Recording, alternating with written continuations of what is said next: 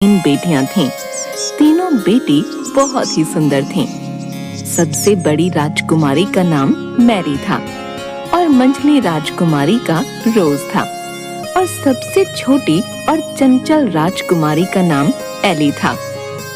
सब बहुत हंसी खुशी से रहते थे। सब कुछ अच्छे से चल रहा था। एक दिन राजा लॉरेंस अपनी बेटियों के साथ खाना खा रहे थे। आज मैं आप तीनों से एक सवाल पूछता हूँ। हाँ पिताजी, पूछो। बताओ तुम किसके भाग्य का खाते हो? पिताजी, आप मेरे पिताजी हैं और मैं आपकी बेटी हूँ, इसलिए मैं आपके हक का खाती हूँ। रोज तुम बताओ, तुम किसके भाग्य का खाती हो? पिताजी, आप ऐसा क्यों पूछ रहे हैं? आप एक राजा हैं और मैं आपके राज्य में रहती हूँ, इसलिए मैं राजा यानी आपके भाग्य का खाती हूँ। लॉरेंस अपनी दोनों बेटियों के जवाब से बहुत खुश था। फिर उसने अपनी तीसरी बेटी को अपने पास बुलाया। एली, तुम बताओ, तुम किसके भाग्य का खाती हो? पिताजी, हर इंसान और पशु पक्षी अपने अपने हक का खाते हैं, इसलिए मैं भी अपने हक का खाती हूँ। एली की ये बात सुनकर लॉरेंस को गुस्सा आ गया। ठीक है, अगर तुम अपने हक का खाती हो तो यहाँ से निकल जाओ। मैं भी देखता हूँ तुम्हारा भाग्य कितना बलवान है।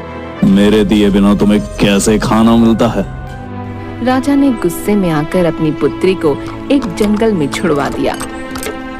लेकिन एली को समझ नहीं आया कि उसकी गलती क्या है। वो एक पेड़ के नीचे बैठी बैठी सोचती रही। थोड़ी देर बाद उसे नींद आ गई। जब वो सुबह उठी तो उसे प्यास लगी। वो चलने लगी। थोड़ी देर चलने के बाद उसे एक तालाब दिखा। उसने उस तालाब में जाकर हाथ मुंह धोए। तभी वो तालाब पूरा सूख गया। वो आश्चर्य में पड़ गई। उस तालाब के नीचे सीढ़ियां बनी हुई थीं। वो सीढ़ियों के सहारे से अंदर जाने लगी। तभी उसने देखा कि वहां एक राजकुमार खड़ा है। वो उसे देखकर डर गई और वहीं खड़ी हो गई। जब कुछ देर तक वो हिला डुला नहीं तो वो समझ गई कि ये एक मूर्ति है। उसने जैसे ही उस मूर्ति को छुआ, वो एक फाटक के रूप में बदल गया। ये सब क्या हो रहा है मेरे साथ? मुझे कुछ समझ नहीं आ रहा। वो थोड़ी देर तक वहीं रुकी रही और सोचने लगी। थोड़ी देर बाद वो उस गेट से अंदर चली गई। वो जैसे ही अंदर गई, उसने देखा कि वहाँ एक सुंदर सा बगीचा बना हुआ है और बगीचे में सुंदर सुंदर फूल लगे हुए हैं और उसके बीचों बीच एक पोखर है। वो पोखर के पास गई। उसने वहाँ पानी और बगीचे में गिरे हुए फल खाए और सो गई। तभी उसके सपने में एक एंजल आई। बेटी, तुम परेशान मत हो। तुम्हें मुझ पर भरोसा है ना?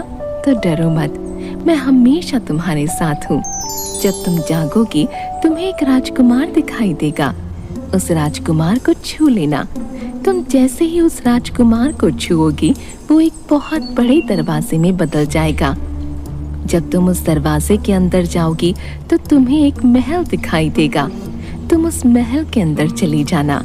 अंदर जाते ही तुम्हें 3 कमरे दिखाई देंगे, जिसमें 3 सुंदर राजकुमार दिखाई देंगे। वो दिखने में तो एक जैसे होंगे। तुम उन तीनों को छूती हुई आगे बढ़ना। वो तीनों जाग जाएंगे। तब तुम्हें एक कमरा दिखाई देगा।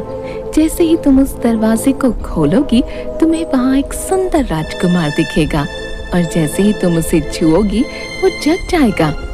वो जैसे ही जगे, तुम उसके गले में फूलों का हार डाल देना। वही तुम्हारा पति होगा।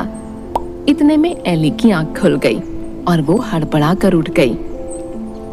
ये सब क्या हुआ? क्या वो सब एक सपना था? क्या सच में ऐसा होगा? एली सोचती रही। थोड़ी देर में सूरज निकला। उसने बगीचे से फूल उठाए और उन फूलों से हार बनाने लगी। जैसे ही वो पीछे मुड़ी, एक राजकुमार दिखाई दिया। अरे, ये तो बिल्कुल वैसा ही हो रहा है जैसा कि एंजल ने सपने में कहा था। एली ने उस राजकुमार को छुआ। वो एक दरवाजे में बदल गया। वो आगे चली गई। फिर उसने महल को देखा।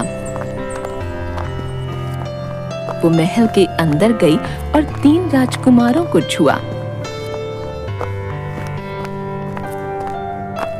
उसके बाद वो कमरे में गई और उसने उस राजकुमार को छुआ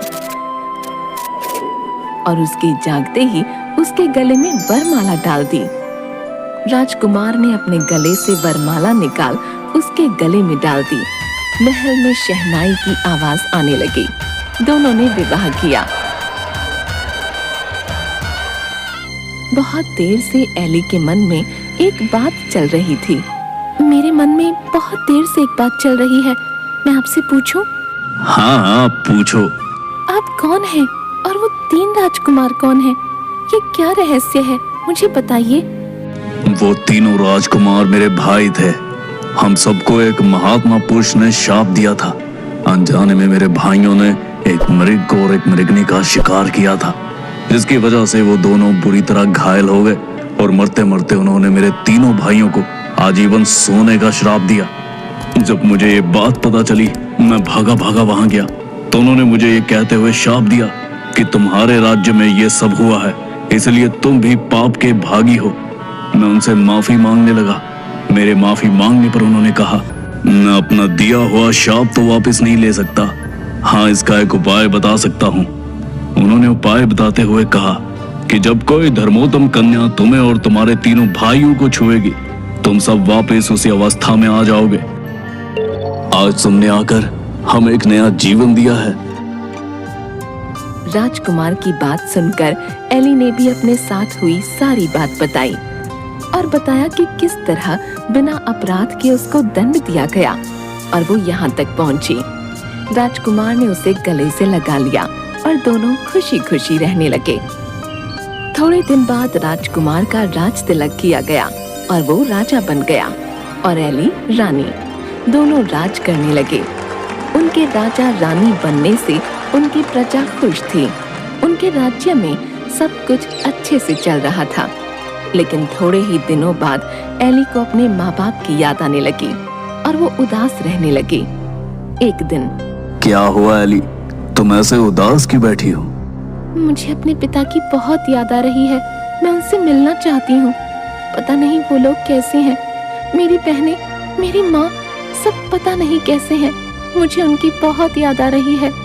मेरे पिताजी को भी शायद अपनी गलती का एहसास हो चुका होगा। अगर ऐसा है तो चलो हम उनसे मिलने चलते हैं। तुम परेशान मत हो, हम कल ही तुम्हारे घर जाएंगे। दोनों राजसी ठाठ के साथ वहां पहुंचे। जब लॉरेंस ने देखा कि कोई राजा उनके राज्य की ओर अपनी सेना और हाथी घोड़ों के साथ आ रहा है तो वो डर गए। लेकिन वो कुछ नहीं कर सकते थे क्योंकि उनका अपना सारा खजाना खाली हो चुका था और उनके दोनों दामाद उनसे राज्य में हिस्सा मांग रहे थे। उनकी प्रजा भी दुखी थी। राजा लॉरेंस बहुत परेशान हो चुके थे। जब वो दोनों उनके सामने आए, वो एली को रानी के भेष में पहचान ही नहीं पाए। थोड़ी देर गौर से देखने के बाद उन्होंने पहचाना कि वो उनकी बेटी एली है। वो उसे देखते ही रोने लगे और अपनी गलती की माफी मांगने लगे। मुझे माफ कर दो एली, मैंने तुम्हें सच बोलने की सजा दी। तुमने सच कहा था कि हर कोई अपने भाग्य का खाता है। पिताजी, आप माफी मत मांगो। आप अगर मुझे जंगल में न छोड़ते तो मुझे ये खुशी के दिन कैसे देखने को मिलते? इतना कहते ही लॉरेंस की आंखों